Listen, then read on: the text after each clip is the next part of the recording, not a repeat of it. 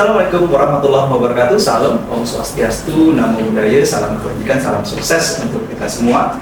Kembali lagi bersama kami di Suara Integritas.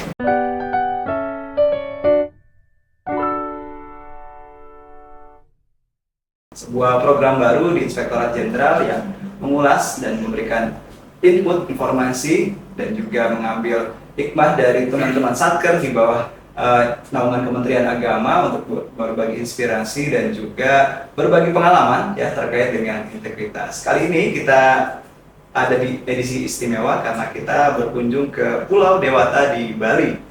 Ya, jadi kita sudah kedatangan tamu istimewa dan juga kita kedatangan host istimewa di sebelah saya nih.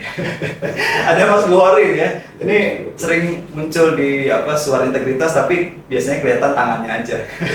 Sekarang kita munculkan sosoknya nih. Oke, bersama ini kita ada juga tamu dari Man Karangasem ya. Di sini sudah ada Pak Kepala Pak Supriyanto dengan Ibu Tias. Ya, Ibu Tias ini dari Man Karangasem. Kita akan banyak berbicara ngobrol Pak ya tentang pembangunan zona integritas di Man Karangasem. Jadi sedikit bercerita ini netizen Inspektorat Jenderal Kementerian Agama bahwa zona integritas ini sudah lama dicanangkan di Kementerian Agama dan salah satu yang berhasil untuk mendapatkan predikasi itu adalah Man Karangasem di Bali ya Pak ya. Ini sebuah luar biasa Pak, pencapaian luar biasa ya Pak. Karena tidak semua satuan kerja itu dengan mudah mendapatkan predikat itu ya. Jadi di sini kita mau coba cari tahu menggali nih Pak. Ya, bagaimana nanti sharingnya kepada teman-teman yang lain, terutama madrasah-madrasah yang lain untuk menulari bagaimana sih membangun zona integritas di tempat Pak Supriyanto. Oke Pak Supriyanto, apa kabar? Alhamdulillah baik. Ustaz. Alhamdulillah ya, kita ketemu di Bali nih Pak.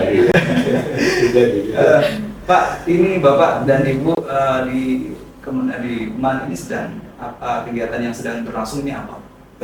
Untuk saat ini karena baru masuk tahun baru 2024-2025, kegiatannya adalah terkait dengan siswa baru untuk kegiatan Matsama. Kalau PPDB sudah selesai dan alhamdulillah sudah 2 hari ini Mas. Sudah 2 hari selesai? Iya. Lancar Pak? Alhamdulillah lancar karena segala sesuatunya sudah direncanakan sebelum masuk tahun ajaran baru. Itu gimana Pak? Ada pengurangan, sekarang malah bertambah banyak siswanya?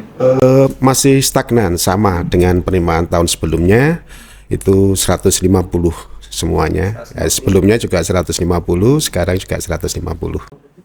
Nggak terlalu banyak Pak ya? Belum, karena ya di Bali secara keseluruhan yang mendaftar rata-rata yang ada di Man Karangasem itu adalah yang beragama Islam. Padahal madrasah kami adalah madrasah inklusi, siapapun bisa masuk. Tapi ya karena keterbatasan atau karena belum bisa diketahui secara luas dari masyarakat yang non-Islam, sehingga menganggap bahwa itu masih menganggap sekolah agama gitu ya. Padahal kita sudah inklusi gitu ya, betul. Berarti dalam waktu dekat ini ke depan kegiatan apa lagi selain PPDB dan juga Matsama ini? Selain PPDB, kita juga ada beberapa persiapan-persiapan untuk menuju ke kegiatan dalam KSM, Pramuka, termasuk nanti dengan teman-teman di Polri, kita ada Pramuka Bayangkara juga. Nggih. Pak, kalau bicara inklusi, inklusi kan sebetulnya menarik ya Pak. Bisa diceritain nggak sih Pak inklusinya dalam bidang apa nih? Inklusi sebenarnya luas ya, tidak hanya mencakup masalah anak-anak yang berkebutuhan khusus, tapi juga mencakup hal-hal lain. Termasuk di dalamnya adalah masalah agama, itu sudah tidak dibedakan lagi. Jadi di inklusi ini sudah madrasah kita betul-betul menerima siapapun. Tidak itu anak yang pinter, tidak itu anak yang bodoh, tidak ada kata-kata bodoh dalam pendidikan. Anak yang belum memiliki kemampuan intelektualnya kurang atau hal-hal lain yang bersifat keagamaan, biar siapapun bisa masuk gitu. Jadi itulah madrasah inklusi secara keseluruhan. Yeah. Ini karena ini Bu ya, jadi prestasi di Man Karangasem ini karena memang dari pembangunan sekolah inklusinya ini punya prestasi-prestasi nih Pak ya. Coba Pak, prestasi apa sih Bapak Ibu yang sudah didapatkan gitu, kemudian bisa majukan sebagai salah satu nanti program unggulan untuk meraih zona integritas itu kira-kira apa bisa diceritain? Kalau masalah inklusi terkait dengan prestasi memang belum ada apa Mas ya, belum ada lomba secara khusus gitu ya. Memang kita hanya melaksanakan kewajiban-kewajiban kita dalam dunia pendidikan. Jadi kewajiban kami adalah memberikan hak kepada anak, memastikan hak kepada anak untuk mendapatkan pembelajaran, terutama pendidikan itu. Jadi itu siapapun itu, ya terutama anak-anak yang kita awalnya tidak tahu kalau itu masuk dalam kelompok inklusi. Anak yang berkebutuhan khusus, terutama keterbelakangan mental gitu ya, keterbelakangan mental masuk ke madrasah kami, ya kami layani dengan baik dan kita modifikasi kurikulum untuk dia. Ternyata begitu yang namanya inklusi untuk anak yang berkebutuhan khusus. Jadi kita agak sesuaikan dengan kemampuan dia dan alhamdulillah anak tersebut sampai lulus aliyah. Itu ya. Sudah berhasil programnya Pak ya? Ya dari sisi berhasil alhamdulillah itu. Jadi sekarang sudah karena kita sudah mengenal inklusi itu apa, mulai ada beberapa anak yang masuk ke madrasah kita dan kita siapkan kurikulum terkait dengan inklusi itu. Pak, ini kan kita ada di program Suara Integritas. Iya. Suara Integritas itu ternyata ada penilaiannya dalam bentuk Suara Integritas oleh Menpan. Iya. Nah kemarin nih Pak, bagaimana sih ceritanya ketika Menpan turun kemudian berhasil mendapatkan predikat ZI Pak, BBK tuh Pak. Itu gimana tuh Pak? Boleh cerita sedikit ya Mas? Ya awalnya kita juga tidak paham ya tentang ZI itu. Kami apa tentang ZI itu? Itu dah. Makanya ayolah kita belajar. Intinya ternyata di sana harus belajar. Pada saat pengajuan terutama dari Bu Kanwil ini yang sangat-sangat peduli terhadap kami itu ya, termasuk di sini ada Bu Ketua Tim KSKK itu selalu mengawal kami, apa sih ZI, apa sih terkait dengan WBK, apa sih WBBM. Beliau memahamkan pada kami. Akhirnya dari beberapa yang disampaikan itu kami mengambil kesimpulan sendiri. Kami madrasah bukan kantor sehingga nggak beda ruang lingkupnya. Dengan apa yang kita lakukan ternyata tahu-tahu berhasil gitu loh Mas. Oh kok pada nilai kita pada itu sedikit ya kecil-kecil gitu, tapi kita di ambang batas, di atas batas gitu ya, di atas batas dikit ya dikit. Nah, terus kita sambil belajar, tapi tidak hanya berhenti sampai di sana, sambil belajar kemudian sampai pada putusan terakhir. Ternyata di sana terutama dari PAN RB kita juga tidak paham apa yang sudah kita siapkan itu semua sudah kita siapkan. Salah satunya yang sangat menarik gitu Mas, di madrasah kami itu pelayanan kepada anak itu memang optimal. Salah satunya adalah anak yang tidak belum bayar iuran, nganggap seperti itu. Padahal saat itu kami sembunyikan Mas, tidak ini. Tapi kan sistem kami sudah terbuka, siapapun bisa melihat. Akhirnya Pak di sini ada iuran, ada. Anak-anak bagaimana? Ya kalau dikatakan hampir 50% lebih belum menyelesaikan iuran. Loh terus bagaimana dengan pelayanan anak-anak ini yang belum bayar Pak? Tetap karena itu adalah kewajiban kami untuk melayani pendidikan kepada anak-anak yang berada di madrasah. Jadi dengan itu apa buktinya Pak? Itu kan beliau kan tidak percaya begitu saja ya. Apa buktinya Pak? Dan alhamdulillah semua bukti itu ya karena kita memang tidak ngerti soal integritas itu ya, makanya hanya kita mencatat apa yang kita lakukan, kemudian segala suatu dokumen itu kita kumpulkan. Ternyata di sana ditanya itu buktinya apa Pak? Pertama masalah anak ulangan, mereka walaupun belum bayar kita tidak bedakan, tetap berhak untuk mendapatkan ulangan. Yang kedua ketika rapotan juga anak-anak juga kita kasih untuk ikut ulangan. Kemudian yang mendapatkan raport. Kemudian yang terakhir ini yang sangat-sangat mungkin menggelitik beliaunya. Ijazah Pak, anak yang belum bayar juga kita kasihkan. Ada bukti Pak? Ada. Jadi bukti penerimaan ijazah dengan SPP kan di sana sudah terpampang gitu Mas di komputer kita. Dilihat nama si A. Oh ya belum bayar, nama si B belum bayar, dapat ijazah.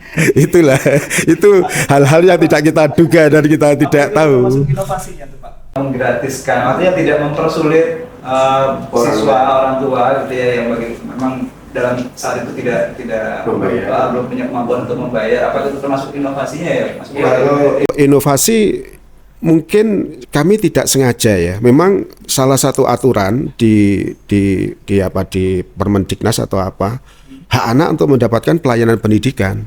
Jadi kita tidak boleh menahan terkait dengan belum bayar atau apa, itu sebenarnya sekolah kan sudah gratis gitu loh. Kalau masalah komite atau bukan urusan madrasah, bukan urusan sekolah, itu adalah urusannya komite.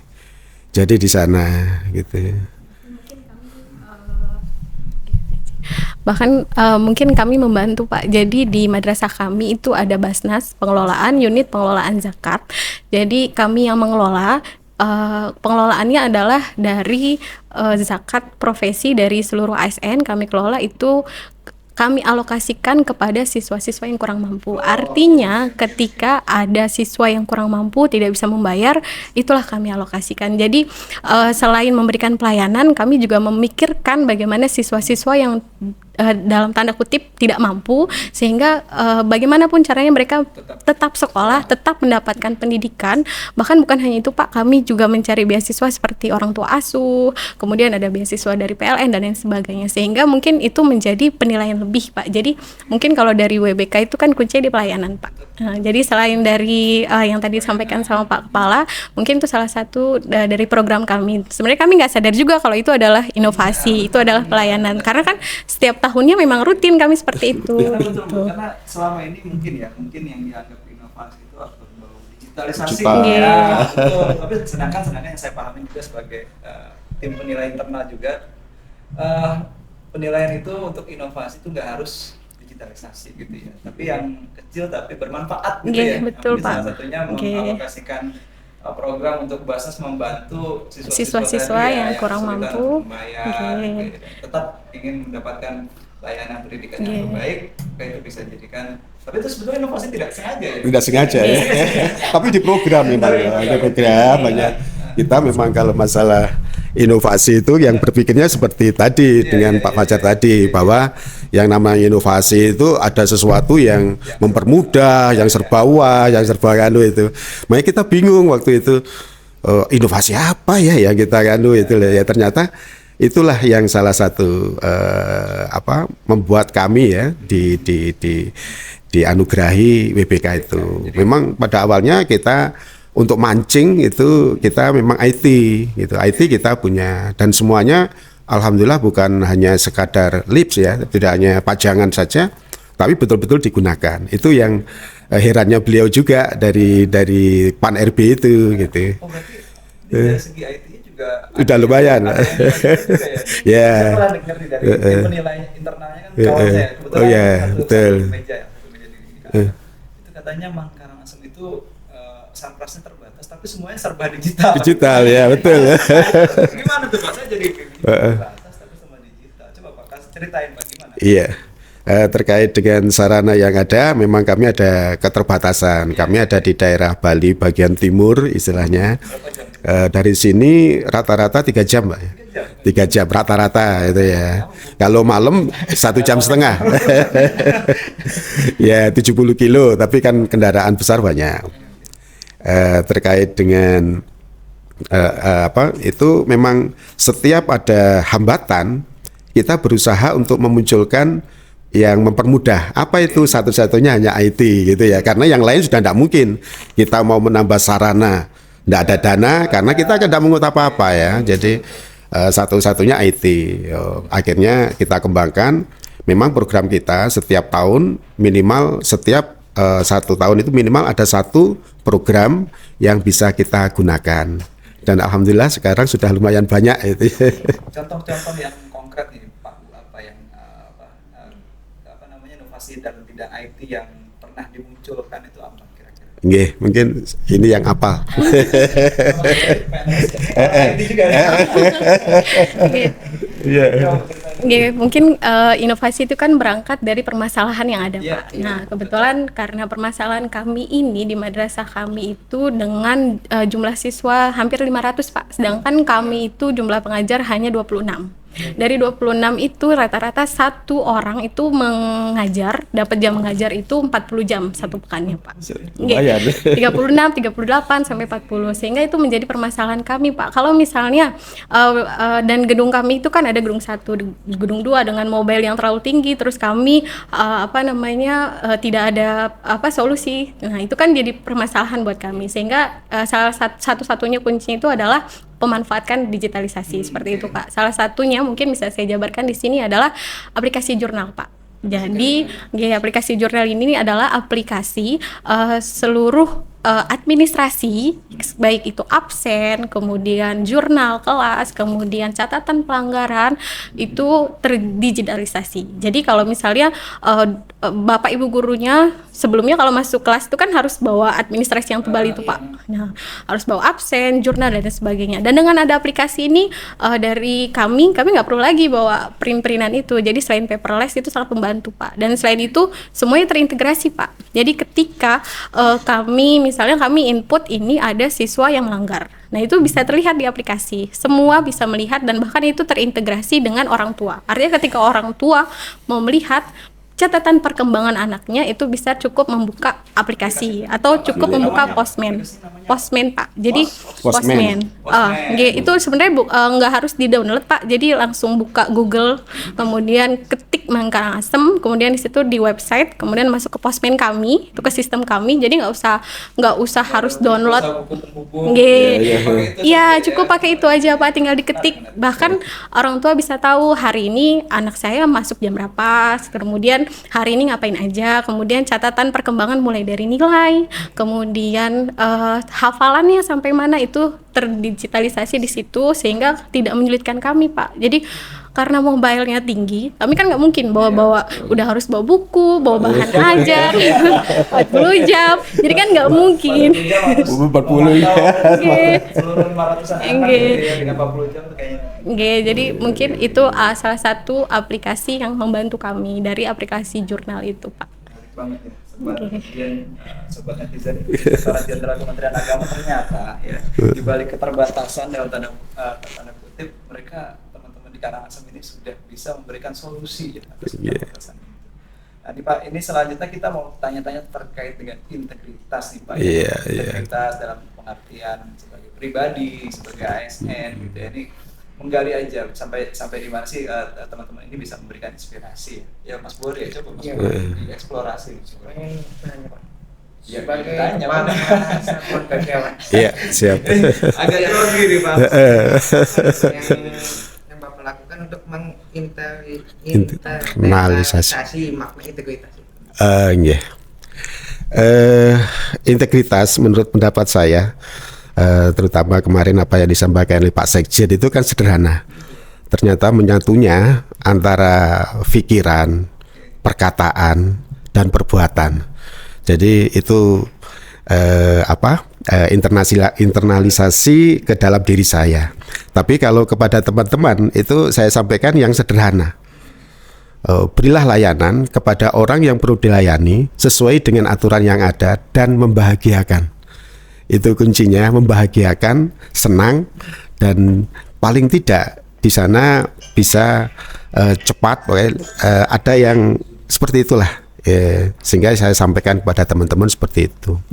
Kemudian terkait dengan hal-hal integritas itu, memang kita tanamkan masalah kejujuran, gitu ya, masalah kejujuran, masalah konsistensi terhadap apa yang harus dilakukan gitu. Kemudian terkait masalah tanggung jawab juga gitu kepada teman-teman. Kemudian prinsip moral ini yang sangat penting ya, karena kita ada di madrasah, prinsip moral itu harus ada di depan. Kemudian yang terakhir adalah masalah kepercayaan. Mudah-mudahan dengan kepercayaan itu kita yang ada di madrasah itu semakin dipercaya dan semakin punya integritas yang bagus gitu. Itu mungkin, Mas. Menarik boleh ya, ini Bapak Kemenak, Pak Ahmad ini sudah mulai paham ya dengan konsep-konsep integritas. Coba ditanya, coba. Bisa cerita Pak, pernah nggak mengalami yang untuk menguji Bapak di integritas Iya. dalam hal melaksanakan tugas? Iya. Pasti ada ya, pasti ada. Karena masalah-masalah integritas itu sesuatu yang paling tidak, terutama antara ucapan, pikiran, dan perbuatan kan harus sama, sesuai dengan aturan yang berlaku tentunya. Yang sangat berat itu pada saat penerimaan siswa baru. Memang itu sangat teruji sekali itu. Kalau masalah penerimaan siswa baru semuanya itu bagi saya yang paling, makanya saya agak tenang gitu ya. Saya serahkan semua kepada panitia, saya percayakan. Anda saya kasih tugas untuk menerima siswa baru, tanggung jawab apapun ada pada Anda. Dibicarakan sesuai dengan aturan-aturan yang ada. Salah satunya adalah setelah diputuskan oleh tim penerimaan siswa baru itu, pasti ada saja datang ke rumah itu. Itulah. Ya saya sampaikan bahwa ada ya Pak ya, ada apa namanya pejabat yang atau pihak lain gitu yang dalam tanda kutip memaksa ingin memasukkan anaknya gitu. Tapi kondisinya memang belum memungkinkan atau sudah penuh atau apa? Iya. Apa sikap Bapak? Pernah terjadi juga itu. Saya sampaikan segala sesuatu itu sudah diputuskan sesuai dengan aturan yang berlaku. Pertama itu. Kemudian yang kedua, waktu itu memang belum BPK ya, kita masih dalam pencanangan. Yang kedua, bahwa orang-orang yang saya kasih tugas itu merupakan orang-orang yang memang punya integritas, sehingga apa yang saya katakan insya Allah mereka juga akan melaksanakan. Datanglah ke rumah, kemudian mereka minta seperti itu. Kemudian saya sampaikan kepada teman-teman biar tidak hanya saya saja nanti dikira saya nanti memaksakan mereka. Kalau diterima monggo, kalau enggak ya monggo. Ini kekuasaan disampaikan bukan saya. Saya sudah percayakan pada sampean gitu. Ternyata Pak, kita sudah rapat penentuan kelulusan ini, maka apapun bentuknya, ya apapun risikonya, ya ini Pak keputusannya. Akhirnya datanglah seperti yang disampaikan tadi. Ya saya sampaikan, Bapak ngeman saya apa ngeman siapa? Ini aturannya sudah seperti ini kan gitu ya. Jadi mereka tahu setelah ditunjukkan aturan. Oh iya maaf Pak kalau begitu. Makasih atas informasinya gitu. Yang penting ketegasan ya saya pikir. Kalau kita nanti satu saja saat itu mungkin saya terima karena saya kena tekanan. Ada 20 yang akan datang seperti itu gitu loh ya. Satu kita tolak, alhamdulillah. Yang lain tidak ada yang berani ke Man Karangasem itu ya. Jadi itu ujian yang pertama yang sangat berat di sana. Kalau masalah keuangan ya alhamdulillah kita jarang ada ujian-ujian ya, karena memang aturannya sudah jelas dari KPPN dan semuanya itu alhamdulillah sudah tidak terlalu berat lah bagi kita. Itu. Bicara konkret Mas. Bisa cerita Pak program Bapak terkait penguatan integritas? Iya, kita program-program yang kita buat adalah pertama pimpinan sebagai role model. Ketika kita bicara datang paling pagi, ya jangan nanti pimpinan kesiangan ya. Pagi nunggu gitu ya, nunggu teman-teman. Silakan langsung. Mungkin secara sadar nggak sadar Pak ya, karena beliau ini betul-betul menjadi role model kami Pak. Jadi setiap jam 6:30 beliau itu pasti berdiri di depan gerbang Pak. Bahkan beliau itu mencatat kedatangan kami Pak, sehingga jadi sadar tidak sadar mungkin di awal mungkin itu menjadi tekanan gitu Pak ya. Tapi ternyata tapi akhirnya pada dengan sendirinya itu terbentuk karena terpola, terbudaya, dan akhirnya menjadi catatan bahwa bahkan di tahun 2022 ketika kami mencanangkan ZI, ketika KURTU kami ditanyakan, Pak ini pegawainya nggak ada yang terlambat? Nggak ada, memang nggak ada yang terlambat karena memang Pak Kepala sendiri yang memberikan contoh pada kami. Jadi setiap pagi harus berdiri. Berarti wajar ya Ganjar dengan BPKG ya. Pertanyaan terakhir sekaligus Pak. Harapan ke depan nih Pak ya terkait dengan pembangunan ZI, kemudian terhadap Satker yang Bapak pimpin dan juga Kementerian Agama secara umum gitu Pak ya. Apa harapan Bapak ke depan? Harapan kami yang pertama adalah paling tidak di madrasah itu harus terjadi peningkatan profesionalitas, karena kita terutama di lembaga pendidikan itu kan tidak boleh berhenti untuk peningkatan kualitas itu, sehingga anak-anak kami itu bisa terlayani dengan baik. Makanya kami punya beberapa program di sana, ada aspirasi, ajang seminar, termasuk di dalamnya adalah seminar pendidikan dan diskusi gitu. Jadi untuk peningkatan profesionalisme itu di samping juga mengirim guru-guru untuk mengikuti diklat, termasuk diklat yang dilakukan oleh Balai Diklat itu sekarang kan menggunakan sistem MOOC itu cukup, alhamdulillah lumayan menjangkau lebih banyak peserta. Kemudian yang kedua itu meningkatkan budaya kerja gitu, karena di Man Karangasem itu kecil, maka budaya kerja ini kita upayakan untuk menjadi suatu kebiasaan yang nantinya ketika kita memberikan pelayanan itu tidak merasa oh ini paksaan loh kan, itu ya seperti yang disampaikan tadi. Yang ketiga itu transparansi dan akuntabilitas. Jadi aturan-aturan sudah kita buat dulu, kemudian pertanggungjawaban juga kita sampaikan secara terbuka. Jadi itu beberapa hal yang kita lakukan di madrasah, dan sebenarnya masih banyak lagi yang lain Mas, karena ya keterbatasan ingatan ya nanti bisa diperpanjang oleh beliau. Sedangkan harapan terhadap kementerian itu yang pertama terkait dengan penguatan nilai-nilai agama ya, dan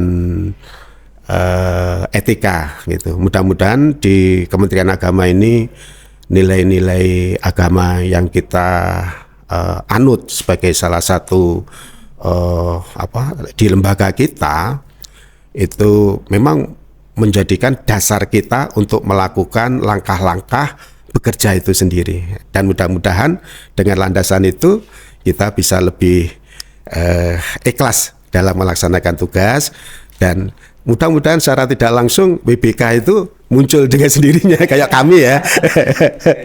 Itu. Yang kedua peningkatan kualitas kualitas pelayanan itu, mudah-mudahan kalau kualitas pelayanan insya Allah ya hampir semua sudah mulai bagus. Kemudian peningkatan kualitas SDM ya melalui pelatihan-pelatihan yang ada, dan keinginan kami juga banyak ya sebenarnya, dan salah satunya adalah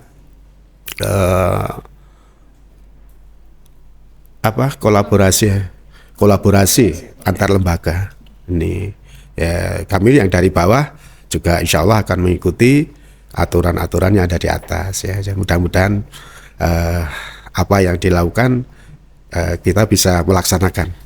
Mungkin itu. Mungkin ada tambahan Ibu? Mungkin. Mungkin kalau harapan tadi sudah disampaikan Pak ya, tapi saya menyampaikan dampak gitu. Mungkin selama ini dari satker dari madrasah, apa sih pentingnya membangun ZI? Buat apa sih ZI? Buat apa sih WBK? Karena kan nggak ada fee-nya, karena kan nggak ada kerja capek aja gitu. Tapi untuk kami, salah satunya itu yang kami rasakan selain dari peningkatan kualitas kami tentunya dari SDM, itu dirasakan loh sama anak-anak gitu. Jadi berdampak buat anak-anak. Jadi salah satunya itu ketika kami jadi panitia PPDB, kemudian ditanya apa sih tujuan kamu masuk ke Man Karangasem gitu. Jadi siswa-siswa itu menjawab karena Man Karangasem itu satu-satunya madrasah yang sudah WBK Bu gitu. Jadi emang kamu ngerti WBK itu apa? WBK itu wilayah bebas korupsi. Terus maksudnya gimana? Ya wilayah bebas korupsi berarti kan Bu di sekolahnya kan nggak ada pungli Bu, nggak ada suap gitu. Oh berarti terus berarti gimana tuh? Ya berarti Bapak Ibu gurunya saya percaya Bu, nggak ada pilih kasih, nggak ada yang namanya pelayanan berbeda. Oh ternyata saya ngerasa puas di situ Mas. Oh ya berarti berdampak nih gitu. Jadi bukan hanya buat satker, bukan hanya pada aspek manajerialnya aja nih, tapi juga ke anak-anak loh. Jadi anak-anak tuh ngerti dan ngerasa, dan harapan kami mungkin yang harusnya berintegritas tuh bukan cuma kami gitu. Jadi anak-anak itu kami coba agar nanti keluar dari Man Karangasem itu outputnya adalah anak-anak yang berintegritas. Iya. Luar biasa episode kita bersama teman-teman dari Man Karangasem Karangasem. Bali ya, dengan Pak Kepala dan juga Ibu.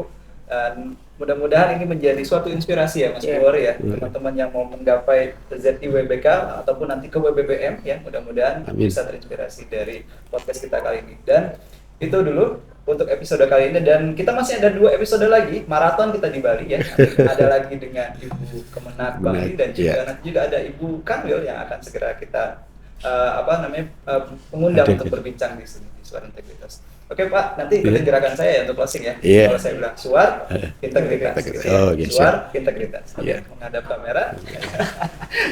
Oh, saya. Oke, kembali lagi dengan kami nanti di episode Suar Suar integritas. Terima kasih. Dadah.